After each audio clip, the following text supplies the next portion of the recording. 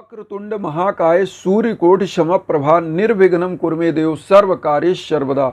ओम साई राम मित्रों, आज का ब्लॉग आप सभी हमारे साईं परिवार के लिए विशेष लाभकारी और कल्याणकारी है, क्योंकि आज के ब्लॉग में हम अपने साईं परिवार के लिए एक बहुत ही विशेष उपाय लेकर के आए हैं, जो आपके कार्य क्षेत्र की विघ्न बाधाओं को दूर करेगा, आपके घर परिवार की विघ्न बाधाओं को दूर करेगा, दाम्पत्य जीवन का जो दिक्कत है वह दूर होगी, शादी ब्याह अगर बच्चे बच्चियों की विलंब से हो रही है तो वह जल्द से जल्द होगी, नौकरी नहीं हो पा रहा है, व्यापार में घाटा लग रहा है, बच्चे योग्य होते हुए भी घर परिवार के लोग असफल हैं, काम में बाधाएं आ रही हैं, हर काम में बाधा आ जाती है, काम परिपूर्ण रूप से सफल नहीं होता है।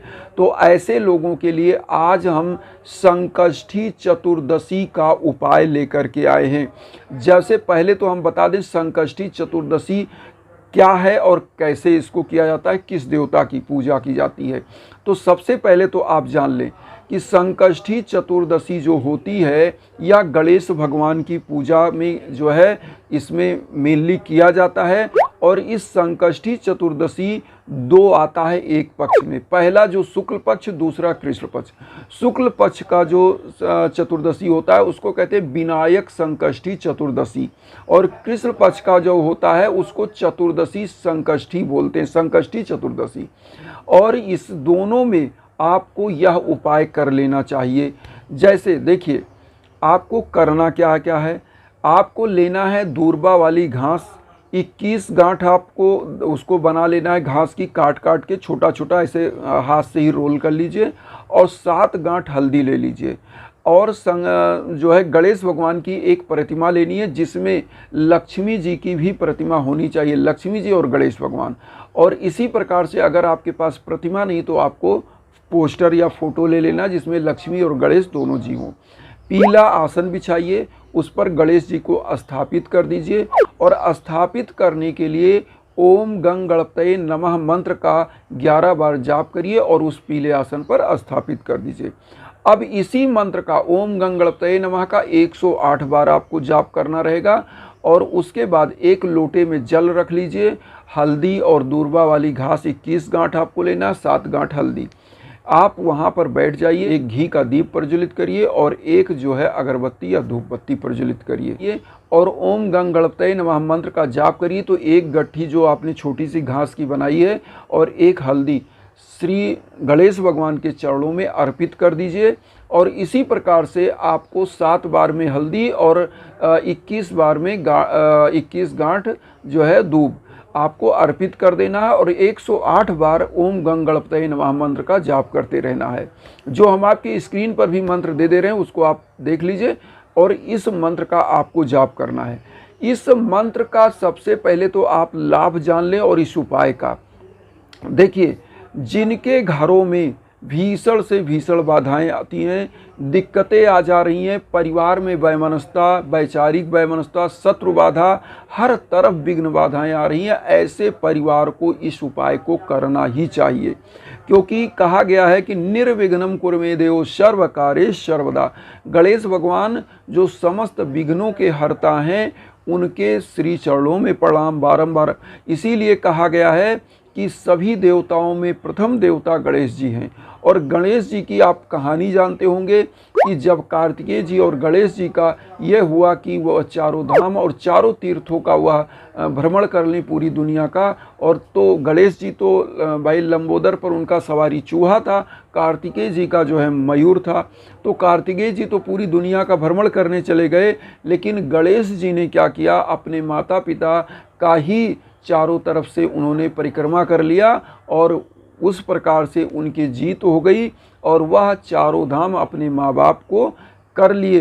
क्योंकि ऐसी मान्यता है कि जो पुत्र पुत्री अपने माँ बाप का सम्मान करते हैं, वो पुत्र पुत्री चारों धाम के बराबर ही, यज्ञ के बराबर ही पूर्ण पाते हैं। इसलिए कभी भी अपने माँ बाप को गलत वचन नहीं बोलना चाहिए, कभी जीवन पर उनके ऊपर हाथ नहीं उठाना चाहिए, क्योंकि आज का जो कलयुग चल रहा है, आज बहुत सारे ऐसे बच्चे हैं जो अपने माँ बाप को जो है गलत शब्द बोलते हैं, उनको हर्ट करते हैं। ऐसा नहीं करना चाहिए, क्योंकि ऐसा करने से भाग्य की बाधाएं उत्पन्न होती हैं और आप हमेशा असफल रहते हो। तो गणेश जी इसीलिए प्रथम पूज्य देवता हैं। तो गणेश जी की आराधना के बारे में यह उपाय है, और इस उपाय से करने से, चूँकि गणेश भगवान का अगर कहीं भी उपाय नहीं होता है, किसी पूजा में प्रथम पूजा उनका नहीं होता है, तो ऐसे किसी भी कार्य में बाधा ही आती है। इसीलिए कोई हवन हो, जब हवन होता है तो हवन में भी पहली जो आहुति डाली जाती है वो गणेश भगवान को, और उसके बाद समस्त देवताओं की आहुतियाँ और गायत्री मंत्र से, और उसके बाद फिर जो मंत्र होते हैं, फिर 9 ग्रहों के मंत्र से फिर आहुतियाँ डाली जाती हैं। तो इस प्रकार से यह चीज़ें होती हैं। तो इसलिए गणेश भगवान प्रथम पूज्य माने गए हैं। तो इस उपाय को करने से आपका दाम्पत्य जीवन, आपके विवाह में, आपके रोजी रोजगार में, आपके बिजनेस में जो भी घाटा या बाधाएं आ रही हैं वह सब समाप्त होती हैं, और आप दिन दूना रात चौगुना तरक्की करते हैं। धन लक्ष्मी की बरसात होती है, क्योंकि इसमें लक्ष्मी जी की भी फोटो इसीलिए होती है या मूर्ति होती है, उनकी पूजन करने से दोनों प्रसन्न होते हैं, और माँ पार्वती और शंकर भगवान अति प्रसन्न होकर के आपको वर प्रदान करते हैं, आपकी मनोकामनाएं पूरी करते हैं। अब यहाँ पर आता है हवन का। सबसे पहले हम आप सभी लोगों को बता दें, अपने समस्त उन बंधु बांधवों को, हमारे साईं परिवार को, कि हवन जो होता है ये दिव्यता के साथ होता है। हवन को सबसे श्रेष्ठ पूजा पद्धति में माना गया है, क्योंकि अग्नि एक ऐसी चीज़ होती है जो समस्त चीज़ों को धारण करती है। आप ये सोचिए कि अग्नि की पवित्रता इसी से है कि हिंदू धर्म में कोई भी संस्कार हो तो दीपक जलाया जाता है, हवन कराया जाता है, और अग्नि से ही प्रथम चीज़ आप कहीं भी होते हैं तो उसी की, और लास्ट में जब हिंदू परंपरा में लोगों की मृत्यु होती है तो अग्नि को ही समर्पित कर दिया जाता है, अर्थात चिता में डाल दिया जाता है। क्यों? क्योंकि लास्ट आहुति आप ही हो जाते हो, क्योंकि परमपिता परमेश्वर के यहाँ तक आपकी यात्रा होती है। तो कहने का मतलब जो अग्नि है, जो हवन है, यह आपके समग्र रूप से कल्याण करती है, आपकी विघ्न बाधाओं को हरती है। इसीलिए जीवन में कोई भी विघ्न बाधा भीषण से भीषण अगर आती है तो सभी लोगों को अपने उन पक्ष से, अपने उचित और जानकार जो बहुत ही मर्मज्ञ लोग हों, उनके माध्यम से हवन पूजन कराना चाहिए। जीवन में कोई कष्ट आता है, महामृत्युंजय का जाप, जीवन में और कोई कष्ट आता तो 9 ग्रहों का मंत्रों का जाप करा के हवन होता है।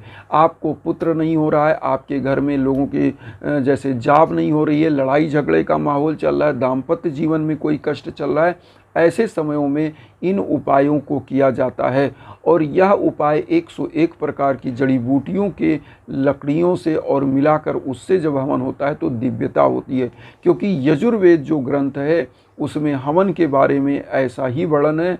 और आपको बताया, मैं कई ब्लॉग में यह चीज़ बता चुका हूँ कि राजा दशरथ भी श्रृंगी ऋषि को बुलाकर, जब राजा दशरथ को संतान नहीं हो रही थी तब उन्होंने हवन कराया था संतान के लिए। इसी प्रकार से और राम लक्ष्मण भरत शत्रुघ्न सब जो है प्रभु की कृपा से ही उनका जो है जन्म हुआ था। तो यह चीज़ उस समय से और आदि अनादिकाल से हवन की प्रक्रिया चली आ रही है, और इसको कराने से आपकी दिव्यता आती। जैसे आपके काम में विघ्न आ रहे हैं, किसी के जीवन पर संकट आ रही है, भीषण बीमारी है, तो उसमें महामृत्युंजय का जाप करके ही हवन होता है। आप 1.25 लाख करा सकते हैं, 51,000 महामृत्युंजय, 11,000, 21,000, जितना महामृत्युंजय का जाप करा सकते हैं, उसके बाद फिर हवन होता है। तो इससे आपके जीवन के संकट को भी दूर करता है, क्योंकि महामृत्युंजय ऐसा मंत्र होता है जो मृत्यु पर भी विजय प्राप्त करता है। इसी प्रकार से आपके जीवन में किसी ग्रह का संकट चल रहा है, मान लीजिए कौन सा ग्रह है कि आपको असफल कर रहा है, आपके हर काम में विघ्न आ रही है, तो 9 ग्रहों के मंत्रों का जाप होकर के हवन होता है। तो इस प्रकार से आपके जीवन में शांति और खुशहाली आती है। क्योंकि जीवन उस प्रकार से है जिस प्रकार से प्रभु के बारे में रामायण में लिखा है कि विनु पग चले सुनय विनु काना, आनन रहित सकल रस भोगी, विन वाणी बक्ता बड़जुगी। ईश्वर है क्या? जो निराकार है, जो बिना हाथ पांव के चलता है, बिना जीवा के समस्त रसों का स्वादन करता है, और वह सर्वत्र व्याप्त है, चराचर जगत में व्याप्त है। मतलब आपकी हर गतिविधि को प्रभु वाच करते हैं, आपके साथ हैं, बशर्ते आपको हमेशा उनके प्रति आदर करना चाहिए। हवन क्या होता है? हवन होता है जब आप स्वाहा कहते हो, तो हवन और जो अग्नि है और जो स्वाहा है ये पति पत्नी है। एक जो है आहुति को लेते हैं और एक स्वाहा करके आप उनको आहार डालते हो, तो उनके प्रति आप कृतज्ञता जाहिर करते हो और स्वाहा जी वहाँ तक पहुँचाती हैं आपके दिए गए आहार को। तो देवता प्रसन्न होते हैं, वह ग्रह प्रसन्न होता है और आपके जीवन के जो कष्ट बाधाएं होती हैं समाप्त हो जाती हैं।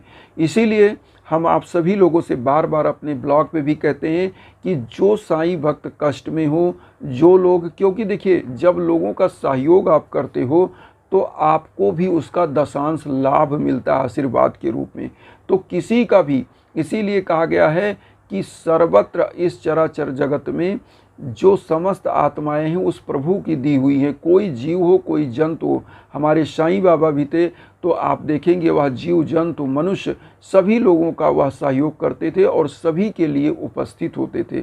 आपने वहाँ पर बाघ का देखा होगा कि जब शिरडी में वो बाघ जो है पीड़ित था, लोग लेकर के आए और बाबा ने जान लिया कि यह जी नहीं सकता, कष्ट में जिएगा, तो उन्होंने उसको अपनी शक्ति से वहाँ पर एक प्रकार से मृत्यु दान दिया। इसी प्रकार वहाँ पर घोड़े की समाधि आपने देखी होगी। तो बहुत सारे बाबा ने भी वहाँ जानवरों के लिए, और शिरडी में, पूरी शिरडी में जितना भी जल का स्रोत था, बाबा ने उस समय उस ज़माने में शिरडी में हुआ था और वह बाबा अपनी मांग करके, भिक्षाटन करके लोगों का कल्याण के लिए काम करते थे। तो आज शिरडी में ऐसे ही लोग भक्त नहीं जुड़ रहे क्योंकि उनका कल्याण हो रहा है। तो बाबा की हवन में भी जो आप हवन करते हो, इसमें 11,000 मंत्रों का जाप होता है कम से कम, और अधिक से अधिक 1.25 लाख 1.5 लाख मंत्रों का जाप होता है। तो इससे भी आपको उस ऊर्जा और तेज से लाभ होता है।